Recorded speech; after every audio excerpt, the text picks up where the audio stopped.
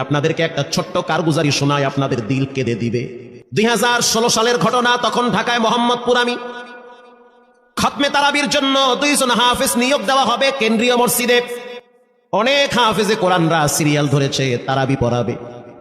কার মনে না চায় এত বড় এক মসজিদে আমি যদি চান্স পাইতাম তো আমার কপালটা খুলে যেত। শুক্রবার দিন সবাই দরখাস্ত রাখলো, ইন্টারভিউ শুরু হয়ে গেল। পরের জুমায় অসংখ্য ছাত্রদেরকে দেখছি খতমে তারাবির জন্য ইন্টারভিউ সিরিয়াল দিয়েছে। ইন্টারভিউ বোর্ডের ভিতরে আমি ছিলাম। কয়েকজন হাফেজকে আমরা সিলেকশন করছি যে এদেরকে নেওয়া হবে। এদের তেলাওয়াত সুন্দর, পড়াও বড় মজার। আমরা কাগজগুলো এক জায়গায় জমা করছি। পরের জুমায় আমরা ঘোষণা দিয়ে দিব কোন মায়ের সন্তান চান্স পাবে। পরের জুমায় যখন জুমার নামাজের পর 3টার দিকে যখন আমরা বসে বসে ফলাফলগুলা দেখতেছি যে কাকে কত নাম্বার দেওয়া হয়েছে, দরওয়াজা লাগায় দিছি, জানলা লাগায় দিছি, এসি ছেড়ে দেওয়া হয়েছে, সব লাগানো, বাহির থেকে কিছুই দেখা যায় না। ইন দি মিন টাইমে মসজিদের বারান্দার দরওয়াজায় কে যেন নক করতেছে। খাদেম সাহেব আস্তে করে জানলা খুইলা উকি মাইরা দেখতেছে যে 2টা ছোট বাচ্চা বাহিরে দাঁড়িয়ে আছে, একেবারে অল্প বয়স। খাদেম প্রশ্ন করলো, তোমরা কারা, কেন আসছো? বলে, আমরা 2 জন আসছি খতমে তারাবির ইন্টারভিউ দেওয়ার জন্য। খাদেম সাহেব একবার পায়ের দিকে তাকায়, আবার জামার দিকে তাকায়, কারণ কথার সাথে বাহ্যিক সুরত মিলে না। অন্য অন্য ছাত্রদেরকে দেখছি কত উন্নত পোশাক পরে, গেটআপ কত সুন্দর করে ইন্টারভিউ দেওয়ার জন্য আসছে। আর এই 2 জনের দিকে তাকায় দেখলাম মনে হয় রাস্তায় ভিক্ষা করতে করতে আইছে, মানায় না, একেবারে গরিব। খাদেম বলল, ইন্টারভিউর ম্যাচ শেষ, চলে যাও বাড়িতে, নেওয়া হবে না। যাদের ব্যাপারে পরীক্ষা নেওয়া হয়েছে তাদের ব্যাপারে ঘোষণা দেওয়া হবে। বাচ্চা 2টা নাসরবান্দা বলতে আছে, আমাদের তো টাকা নাই যে আমরা ভাড়া দিয়ে এখানে আসবো। বাবাই বড় কষ্ট করে 2-4টা টাকা জমা কইরা পকেটে দিয়া পাঠায় দিছে, এজন্য আসতে দেরি হয়েছে। খাদেমের বড় মায়া লাগছে, কারণ খাদেমও গরিবের সন্তান।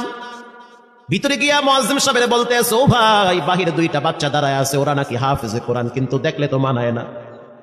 মুয়াজ্জিম সাহেব ধমক দিয়া বলতে আছে, কোনো সুযোগ নাই, তাড়ায় দাও।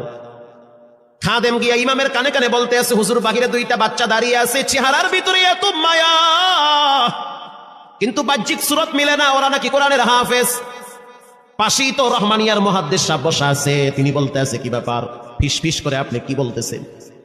বলে, হুজুর, বাহিরে 2টা বাচ্চা দাঁড়িয়ে আছে, তারা খতমে তারাবির ইন্টারভিউ দিতে চায়। মুহাদ্দিস সাহেব বলল, কোনো কথা নাই, আল্লাহর ঘরের দরওয়াজা খুলে দাও, এখানে কোনো পার্সিয়ালিটি চলবে না। আল্লাহর ঘরের দরওয়াজা সবার জন্য খুলে দেওয়া হবে, আসতে দাও, ভিতরে বসতে দাও। যদিও ওদেরকে দেখতে মানায় না, বংশগত তেমন মর্যাদা নাই, ভিতরে আল্লাহর কোরআন থাকার কারণে আমাদের উপরে ওয়াজিব হয়ে গেছে তাদেরকে সম্মান করা। কোন দিক থেকে মানায় না, কিন্তু ভিতরে আল্লাহর কোরআন আছে, এজন্য তাদের মর্যাদা অনেক বেশি।